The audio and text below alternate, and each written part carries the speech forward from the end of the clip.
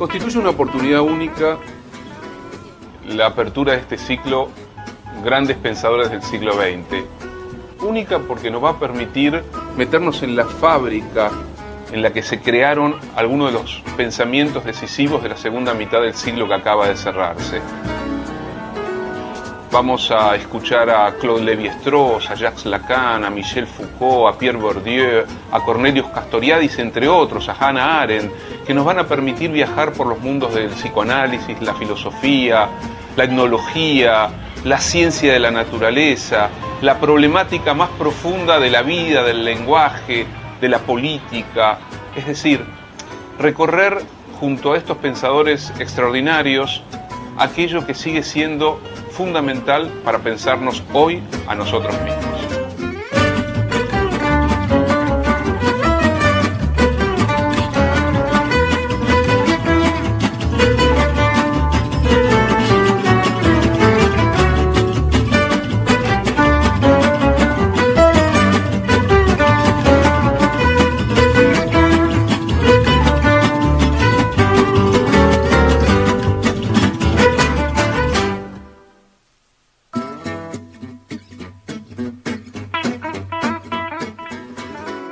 Hoy vamos a tener la oportunidad de ver y escuchar una entrevista a Michel Foucault, a un Foucault todavía joven, un Foucault que está entrando en la década de los 60, no en edad, sino esa vertiginosa, turbulenta y extraordinaria década del 60 del siglo pasado.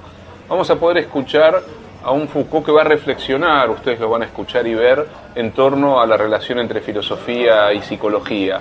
Pero lo que nos interesa, lo que me interesa transmitirles a ustedes, es la originalidad, la importancia decisiva de la obra y del pensamiento de Michel Foucault para poder pensarnos de una manera crítica, de un modo profundo, para poder pensar las estructuras del poder, para poder dar vuelta a la construcción de las prácticas sociales, de las instituciones en las que hemos sido educados, para poder indagar profundamente en la construcción de la cultura y la civilización de Occidente, aquella que naciendo con el capitalismo fue creando las condiciones de una organización de la vida, de una organización del sujeto que atraviesa esa vida, que nos permita preguntarnos por el estatuto de la ciencia, por la cuestión de la verdad, por la circulación de ese vínculo entre verdad, saber, poder. Vamos a tratar de escuchar a un Foucault que ya ha escrito la historia de la locura en la época clásica, que es una maravillosa indagación para dar cuenta de qué ha sido del lugar del loco en la cultura de Occidente.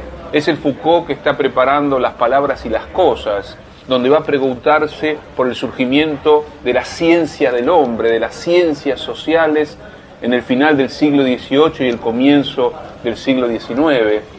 Un Michel Foucault que no simplemente va a ser parte del gran debate del estructuralismo y del postestructuralismo francés de los años 60, sino que va a marcar a fuego la historia, la filosofía, la ciencia del lenguaje, la economía política, al tratar de hacer una genealogía, una indagación de cómo ha funcionado la máquina del saber, tratando de señalar que no hay saberes neutrales, objetivos, puros, virginales, sino que todo saber se entrama en una lógica del poder, en un modo de construir sentido y de organizar y sistematizar y cuadricular y ordenar la vida de los seres humanos. Pero Foucault no es simplemente un pensador del siglo que se ha cerrado. Foucault es aquel que ha pensado el funcionamiento de la sexualidad, de las cárceles. Foucault es aquel que ha indagado, insisto, por la máquina del poder. Y Foucault básicamente nos sigue hablando a nosotros. Foucault ha pensado lo que se ha denominado la biopolítica, es decir, el momento histórico en el que el Estado se hace cargo de la totalidad de la vida de los seres humanos.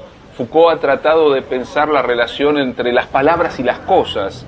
Foucault también ha hecho una larga indagación erudita, entrañable, profunda, en torno a la historia del deseo, a la historia de los placeres, a la construcción del uno mismo, de la individualidad.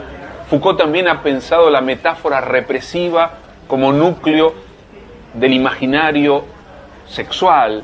Foucault ha tratado de poner en cuestión los dogmatismos, los ismos, las doctrinas absolutas que recorrieron gran parte de la historia de la modernidad. Por eso Foucault va a romper la idea de un poder unificado, centralizado, uniforme, para plantearnos más bien la difuminación, la capilaridad, la dispersión del poder, e incluso la relación entre poder y voluntad, la erótica del poder.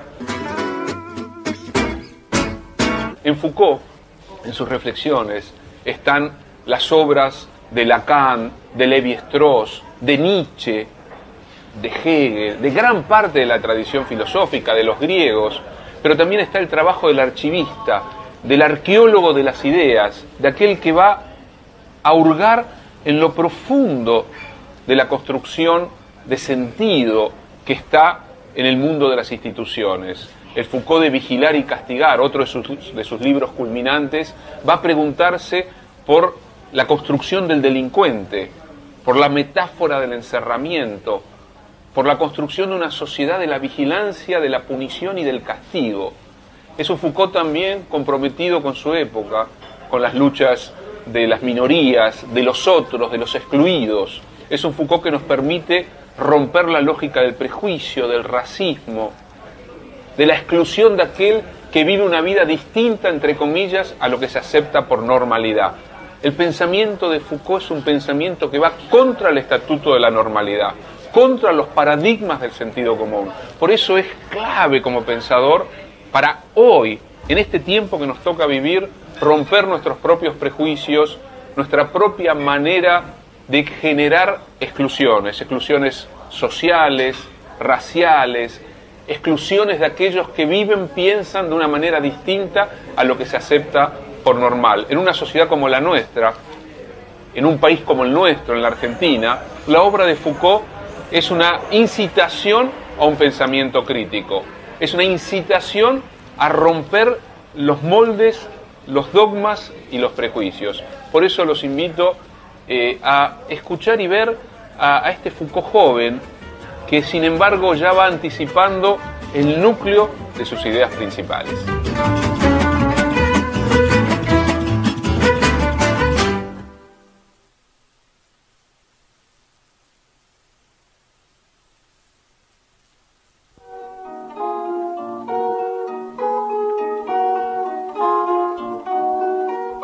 Or, c'est proprement avoir les yeux fermés sans tâcher jamais de les ouvrir, disait Descartes, que de vivre sans philosophie.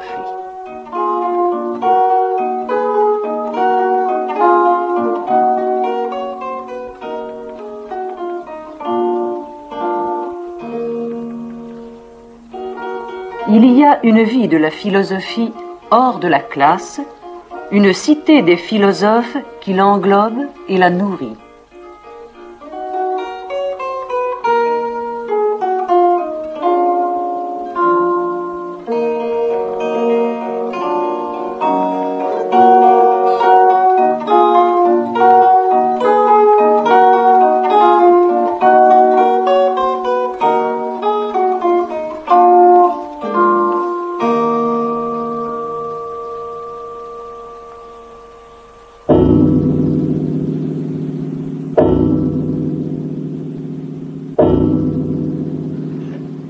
Qu'est-ce que la psychologie? En général, quand quelqu'un pose cette question, surtout à un psychologue, il pose en fait deux questions bien différentes. D'abord, il pose la question de quoi s'occupe la psychologie. Mais je ne pense pas que ce soit ça l'interrogation la plus importante et celle qui le préoccupe vraiment. J'ai l'impression que quand on pose la question qu'est-ce que la psychologie, on pose automatiquement cet autre plus fondamental qui est est-ce que la psychologie est une science? C'est une banalité que ce que je viens de dire, mais je crois tout de même que c'est assez important. C'est assez important parce que il est de notoriété publique que le statut scientifique de la psychologie, d'abord, n'est pas très bien établi, et ensuite n'est pas clair du tout. Et je crains cependant qu'en posant la question « est-ce que la psychologie est une science ?», on ne pose pas probablement la question la plus fondamentale, celle qui permettrait de résoudre, sinon toutes les autres, du moins l'essentiel des autres. J'aimerais qu'on interroge la psychologie, non pas tellement sur la forme d'objectivité qu'elle peut atteindre, la forme de scientificité dont elle est capable, mais j'aimerais qu'on interroge la psychologie comme on interrogerait n'importe quelle autre forme culturelle. Qu'entendez-vous par une forme culturelle ? Bien, par forme culturelle, j'entends, si vous voulez, la manière dont, dans une culture donnée, un savoir s'organise, s'institutionnalise, libère un langage qui lui est propre et, éventuellement, atteint une forme que l'on peut appeler scientifique ou que l'on peut appeler parascientifique. Alors, j'aimerais que l'on interroge la psychologie à cette racine. En quoi la psychologie est-elle, dans la culture occidentale, une forme de savoir, ce savoir pouvant être une science ou pouvant éventuellement n'en pas être? De ce point de vue, quelle serait votre réponse ?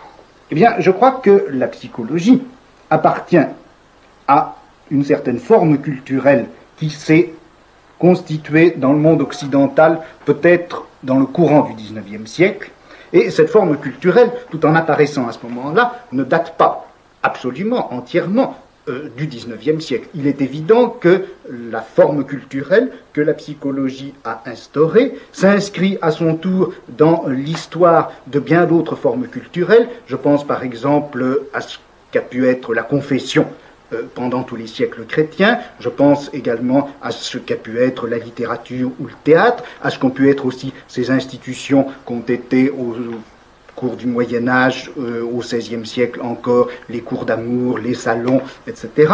Enfin, voyez-vous, c'est toute cette interrogation que l'homme a toujours portée sur lui-même. C'est cette interrogation qui a pris à un moment donné cette forme culturelle que l'on appelle la psychologie. Vous n'avez pas cité la philosophie. Est-ce que la philosophie n'est pas une forme culturelle, ou bien n'y a-t-il aucun rapport entre la psychologie comme forme culturelle et la philosophie ? Vous me posez en réalité différentes questions. Vous me demandez si la philosophie est ou non une forme culturelle, et vous me demandez d'autre part si la philosophie et la psychologie, entendues toutes deux comme forme culturelle, ont un rapport. Et enfin, vous me demandez quel est le rapport qu'il peut y avoir entre ces deux formes culturelles. À la première question, je crois qu'on peut répondre en disant que la philosophie, c'est probablement la forme culturelle la plus caractéristique et la plus générale du monde occidental. Depuis le début de la pensée grecque, eh bien, jusqu'à Heidegger, jusqu'à maintenant, la philosophie a été ce en quoi la culture occidentale s'est toujours et perpétuellement réfléchie. Dans cette mesure-là, la philosophie n'est pas une forme culturelle, elle est la forme culturelle la plus générale de notre culture. Maintenant, à la question, y a-t-il des rapports entre la forme culturelle qu'est la philosophie et la forme culturelle qu'est la psychologie? À cette question-là, que pourrait-on répondre? On peut répondre de deux façons.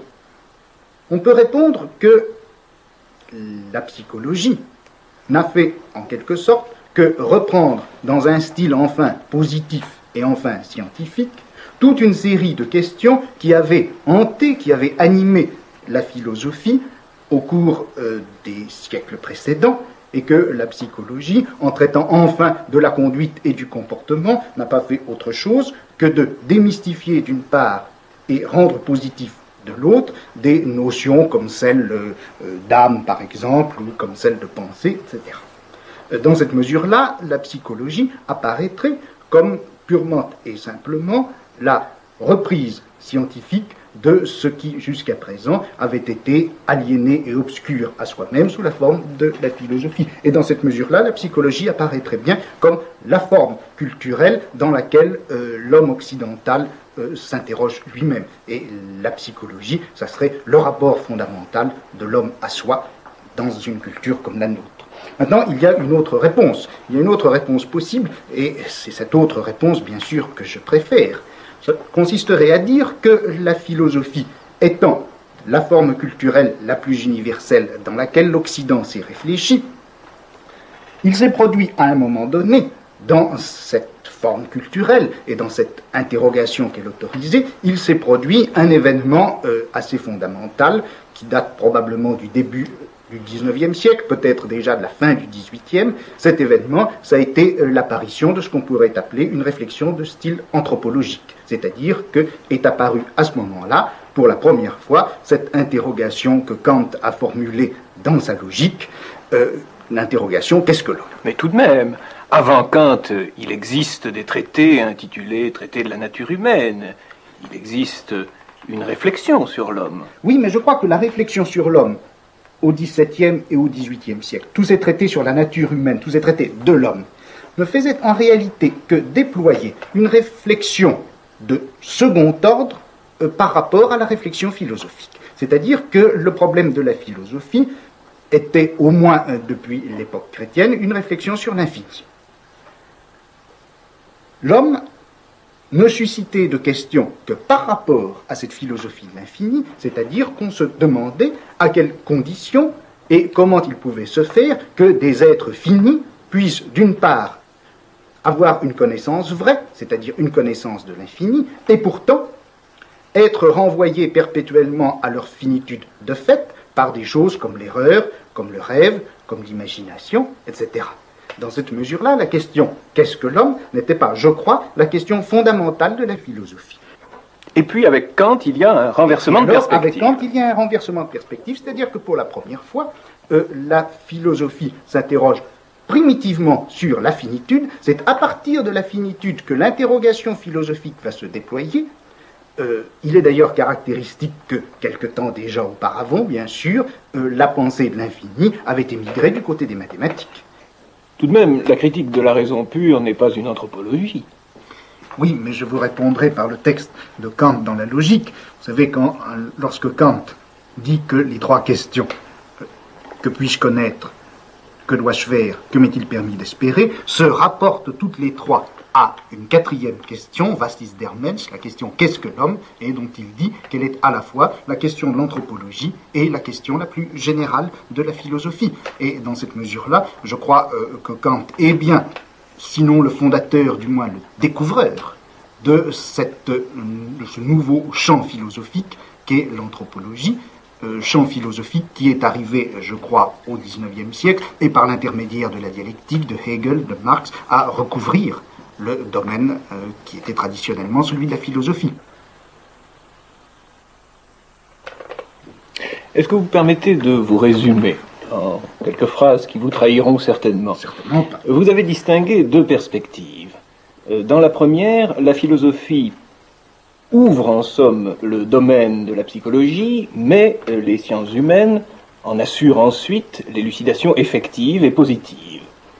Dans la deuxième perspective, dont vous avez souligné qu'elle avait votre préférence, l'anthropologie tout entière se trouve prise comme moment destinal, en somme, de la philosophie comme forme culturelle à travers quoi l'Occident parvient à la pensée de soi, ou tente de parvenir à la pensée de soi. Alors, si vous le voulez bien, je voudrais reposer ma question relative à l'essence de la psychologie à l'un et à l'autre de ces deux niveaux. Et d'abord, si l'on admet que la philosophie a en somme prescrit implicitement son domaine aux sciences humaines en général, les sciences humaines prenant maintenant dans l'optique positiviste, disons, le relais de la vieille question philosophique. Dans cette optique-là, en admettant que vous puissiez la mimer provisoirement, qu'est-ce qui assure la spécificité de la psychologie au milieu des autres entreprises que l'on désigne communément du nom de sciences humaines? Eh bien, je crois que ce qui a caractérisé la psychologie et ce qui a fait qu'elle est probablement encore la plus importante des sciences humaines, la science humaine en quelque sorte rectrice, ça a été la découverte de l'inconscient par Freud. C'est-à-dire que la psychologie a elle-même, à l'intérieur de soi, opéré vers la fin du XIXe siècle une reconversion tout à fait étonnante et qui est, je crois, qui ouvre, je crois, la dimension la plus problématique et la plus fondamentale de la psychologie. On peut dire en gros que la psychologie, depuis la fin du XVIIIe siècle jusqu'à la fin du XIXe siècle, a essentiellement, s'est donné explicitement pour projet de faire l'analyse de la conscience, analyse des idées sous la forme de l'idéologie, analyse de la pensée, analyse des sentiments, etc. Et c'est à la fin du XIXe siècle que, brusquement, pivotant autour de son objet, la psychologie ne s'est plus donnée comme science de la psyché consciente, mais science de quelque chose qui venait d'être découvert, science de l'inconscient. Or, à partir du moment où la psychologie se découvrait comme science de l'inconscient, elle ne faisait pas simplement, elle ne pratiquait pas simplement l'annexion d'un nouveau domaine, d'un domaine jusqu'à présent ignoré, elle faisait bien plus. Elle restructurait entièrement le domaine de toutes les sciences humaines. En effet, en découvrant l'inconscient, la psychologie découvrait que le corps lui-même faisait partie de notre inconscient, que la collectivité à laquelle nous appartenons, le groupe social, la culture dans laquelle nous avons vécu font partie de notre inconscient. Elle découvrait que nos parents, notre père, notre mère ne sont pas autre chose que des figures dans notre inconscient, etc. Si bien que toutes les sciences qui avoisinaient la psychologie, comme la physiologie, comme la sociologie, se sont trouvées remodelées et reprises en compte par la psychologie elle-même, par la médiation de cette découverte de l'inconscient. De telle sorte que la psychologie est ainsi devenue, au niveau de ses fondements les plus secrets, elle est devenue probablement ce qui porte avec soi tout le destin des sciences humaines. Plaçons-nous maintenant dans l'autre perspective. Quelle place peut-on assigner à cette découverte freudienne de l'inconscient dans l'anthropologie conçue cette fois comme moment philosophique de la pensée de l'Occident? Eh bien, là, il s'est produit un certain nombre d'événements. Voyez-vous, je parle toujours d'événements, mais je suis farouchement partisan de l'histoire événementielle, au moins en philosophie. Puisqu'après tout, jusqu'à présent, on n'a jamais fait l'histoire de la pensée qu'en termes abstraits de structure générale, idéale et intemporelle. Eh bien, il faudrait peut-être risquer une histoire purement événementielle de la philosophie, et non pas des philosophes. Eh bien, si on faisait une histoire événementielle de la philosophie, je crois qu'il faudrait constater une série de faits, d'événements en quelque sorte bruts dans l'être même de la philosophie, qui se sont passés au XIXe siècle. Cet inconscient que la psychologie découvre comme nouvel objet et en même temps comme méthode absolument universelle pour toutes les sciences humaines, voilà que cet inconscient, en fait, il était déjà réfléchi par la philosophie elle-même, et ceci depuis Schopenhauer. Or, cet inconscient qui était objet philosophique depuis Schopenhauer et qu'il est resté jusqu'à Nietzsche, a été en même temps pour la philosophie, ce qui lui a permis de contourner la question anthropologique que Kant avait assignée à la philosophie comme son domaine le plus général. Grâce à la réflexion sur l'inconscient, on s'est aperçu, si vous voulez, pour parler très grossièrement, finalement, que l'homme n'existe pas. Et c'est bien ce que Nietzsche a découvert lorsque, en affirmant la mort de Dieu, il a montré que cette mort de Dieu, ce n'était pas simplement la fin de la religion chrétienne, ce n'était même pas la fin de toutes les religions, mais c'était la fin de l'homme dans sa réalité et dans sa valeur humaniste, tel qu'il avait été reconnu depuis la Renaissance, depuis le protestantisme, peut-être même bien avant, depuis Socrate. Et si bien que on arrive à cette très curieux chiasme dans les événements fondamentaux du savoir occidental au XIXe siècle, apparition de l'anthropologie comme destin de la philosophie occidentale au début du XIXe siècle, découverte par la philosophie de l'inconscient comme à la fois fondement et disparition de cette anthropologie, et d'un autre côté, les sciences humaines et la psychologie reprennent à la fin du XIXe siècle cet inconscient, fonde ainsi les sciences de l'homme sous une forme qui se veut, qui se croit et qui est peut-être positive, mais au moment où les sciences humaines se fondent dans leur positivité, voilà que l'homme a philosophiquement disparu. Et si précisément il existe de nos jours ce lien et ce non-lien entre la philosophie et la psychologie, c'est bien peut-être précisément à cela que ce phénomène est dû. D'une part, la philosophie a imposé le thème anthropologique à toute la culture occidentale, et puis au moment où la psychologie reprend ce thème anthropologique et lui donne, grâce à l'inconscient, une parole absolument nouvelle et peut-être positive, eh bien la philosophie découvre que l'homme lui-même n'existe pas, ce qui fait que la positivité de la psychologie n'aurait peut-être pour fondement que cette aberration, ce vide, cette lacune qui serait l'existence de l'homme. Vous avez dit que le grand recentrement de la psychologie et même des sciences humaines en général s'était fait à la fin du XIXe siècle autour du thème de la découverte de l'inconscient. Le mot découverte est pris en général dans un contexte scientifique ou positiviste. Qu'entendez-vous exactement par découverte de l'inconscient ?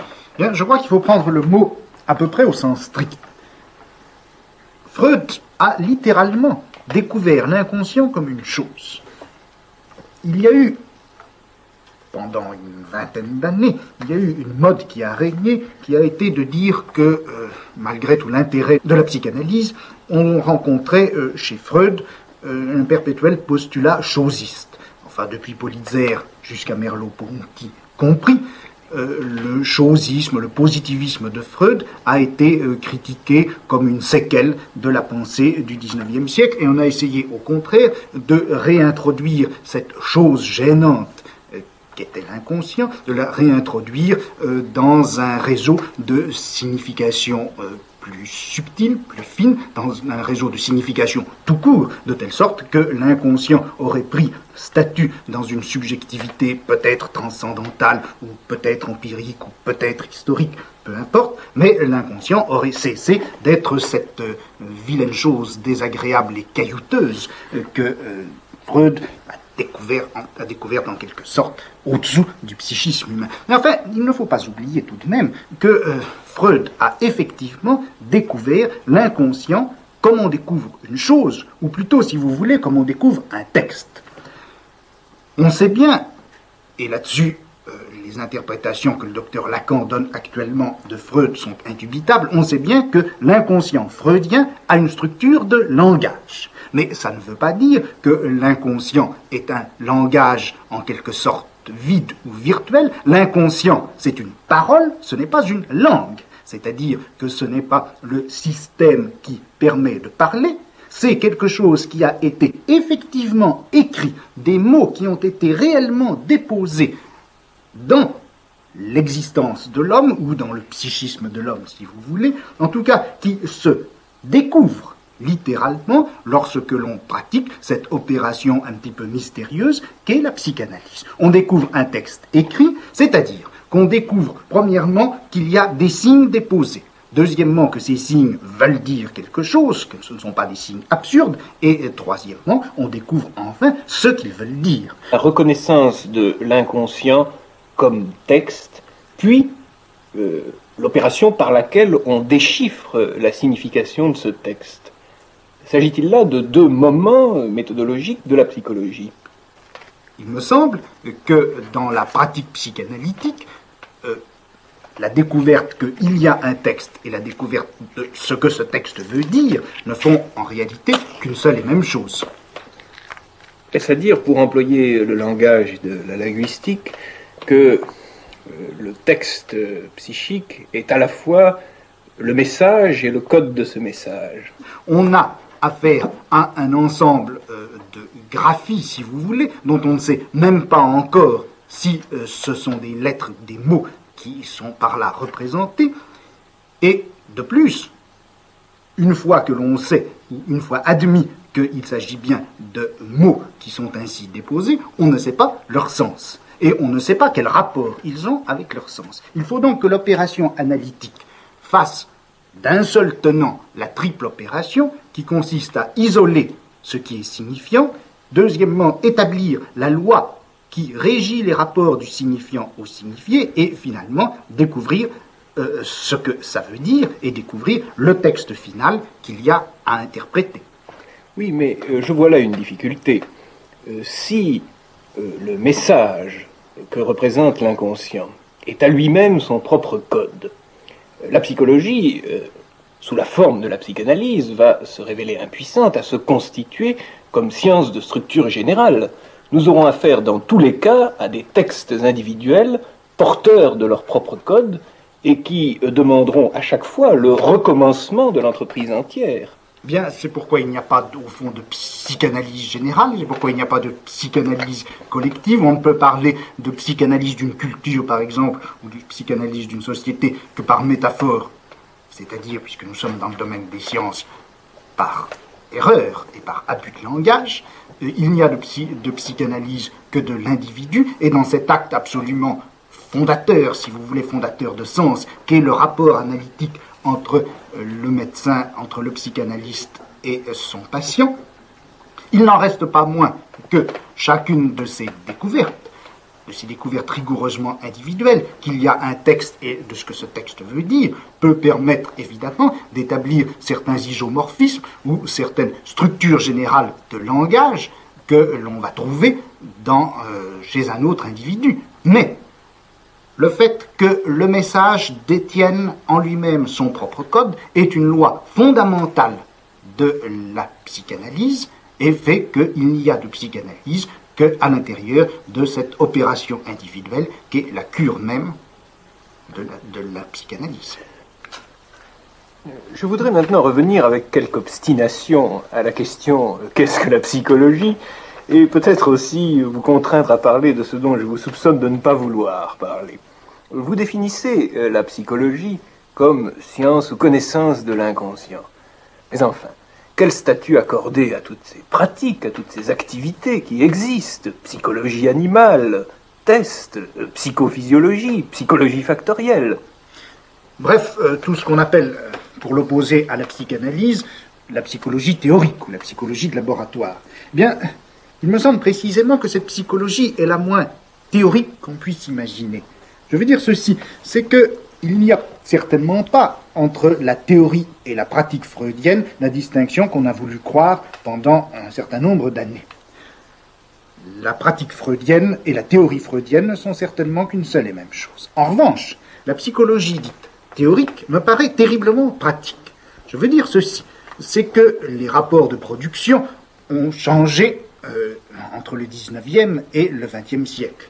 Les rapports de production ont changé, et puis, de plus, l'homme est apparu comme n'étant pas simplement un producteur, mais maintenant comme un consommateur.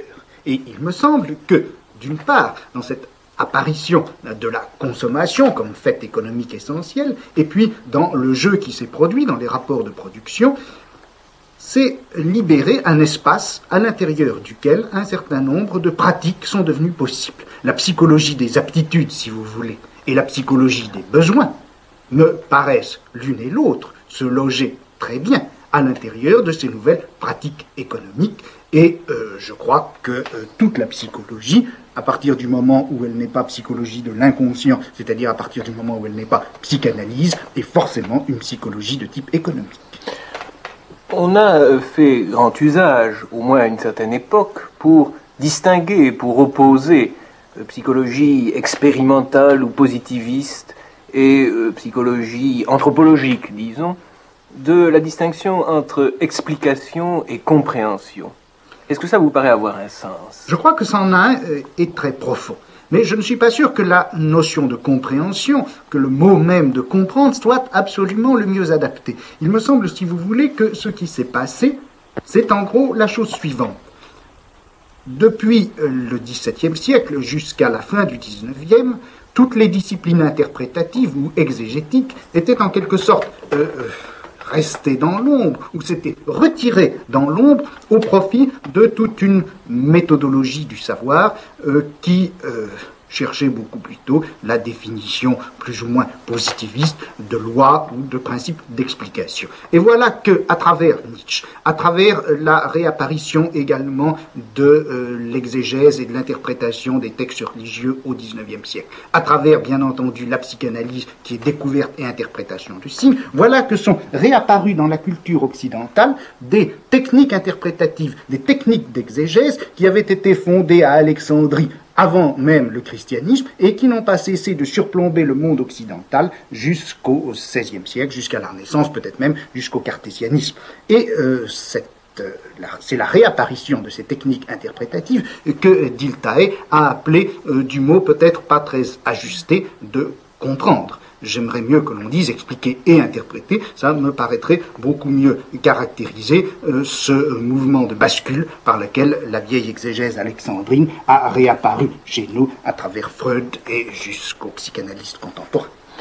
Eh bien, je terminerai par une question pédagogique. Si vous aviez à enseigner dans une de nos classes terminales ce qu'on appelle la psychologie, comment vous y prendriez-vous ? Bien, je dois vous dire que je serais assez embarrassé. Parce que j'ai l'impression que j'aurais un rôle au moins double. Il faudrait d'une part que j'enseigne la psychologie, et d'un autre côté que j'enseigne la philosophie. Il me semble que la seule manière de résoudre ce problème, ce n'est pas de nier le partage, mais au contraire de l'appuyer, de le marquer davantage encore.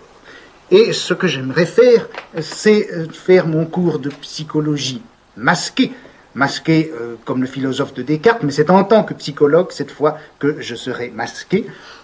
Je tâcherai de changer mon visage autant que faire se peut, changer ma voix aussi, changer mes gestes, changer tout mon habitus, et puis, pendant l'heure de psychologie, eh bien, j'enseignerai la psychologie de laboratoire, j'enseignerai les tests, j'enseignerai le labyrinthe, j'enseignerai le rat. Bien sûr, il faudrait aussi que je parle de psychanalyse. Ça serait, si vous voulez, la seconde variante de ce premier personnage. Je tâcherai de parler avec la plus grande prudence, mais la plus grande précision aussi, de ce que c'est que la psychanalyse, qui est si proche de ce qu'il y a de fondamental dans les sciences humaines, et qui est pourtant si éloignée de la psychologie de laboratoire, probablement parce qu'elle n'est pas liée à la même structure de la praxis. Et puis alors, pendant l'heure suivante, je serai philosophe, c'est-à-dire que j'enlèverai mon masque, j'essaierai de reprendre ma voix, et c'est à ce moment-là, dans toute la mesure, au plus près de moi-même, que j'essaierai de parler de ce que c'est que la philosophie.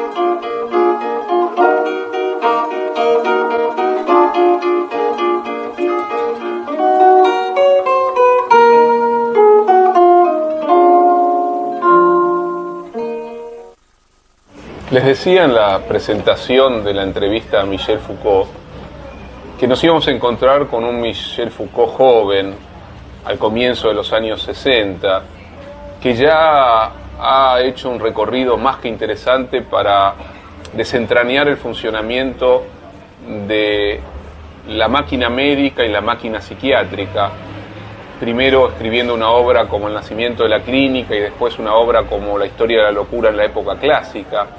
Pero Michel Foucault, que nació en 1926 y fue hijo y nieto de médicos, rompió de algún modo con el mandato paterno, y no solamente que rompió con el destino que estaba escrito en su biografía, ser un médico Foucault de la familia Foucault, sino que se preocupó profundamente por desentrañar cómo funciona la disciplina, el saber, la institución médica, de la misma manera en la que también pudo desentrañar el funcionamiento de la trama psiquiátrica, de la construcción de la locura, y también más adelante en un libro de comienzo de los años 70 como es Vigilar y Castigar, pudo, les decía, indagar por el funcionamiento de la institución prisión y la construcción de la imagen del delincuente. Michel Foucault murió en 1984, murió de HIV, de SIDA, pero de algún modo su muerte tiene que ver con una época, tiene que ver también con un modo de discutir y disputar las certezas del poder. Hay un momento emblemático y entrañable de Michel Foucault encontrándose con Jean-Paul Sartre en una misma manifestación y bajo una misma consigna, que es la lucha contra el sistema carcelario francés. Un Michel Foucault que recorrió los años 60 desde una perspectiva crítica y de compromiso político-intelectual. Un Michel Foucault que vivió en carne propia el prejuicio y la discriminación por su propia elección sexual. Un Michel Foucault que quiso indagar en la lejanía de la historia de Occidente cómo se fue construyendo la cuestión de la trama del deseo, de los placeres, la construcción, podríamos decirlo de este modo, de la subjetividad. Un Michel Foucault que sospechó de toda máquina construida desde la lógica del poder. En esta entrevista, Foucault muy didácticamente, pero con mucho énfasis, nos muestra la relación entre filosofía y psicología, habla de la ruptura freudiana, de la cuestión del inconsciente, se pregunta por la idea de cultura y también ya establece esa primera definición, esa primera aproximación al vínculo entre saber y poder. Foucault es un genealogista que, heredando críticamente a Nietzsche, va hacia el pasado para pensar el presente. Siempre que va hacia el pasado, lo hace desde la propia actualidad. No va al pasado como quien entra en un museo para ver y visitar cosas muertas. Va al pasado para entender lo que hoy nos atraviesa, lo que hoy nos constituye, lo que hoy nos domina, lo que hoy nos sujeta. Fue nuevamente un placer haber compartido con ustedes, en este caso, la entrevista a Michel Foucault. Insisto, un pensador extremadamente actual, extremadamente provocativo, que lo que genera es no simplemente que lo leamos, que tratemos de recorrer su obra, sino que podamos pensarnos críticamente a nosotros mismos a través de la indagación de su pensamiento. Gracias por haber compartido este programa y esta entrevista. Nos vemos la próxima.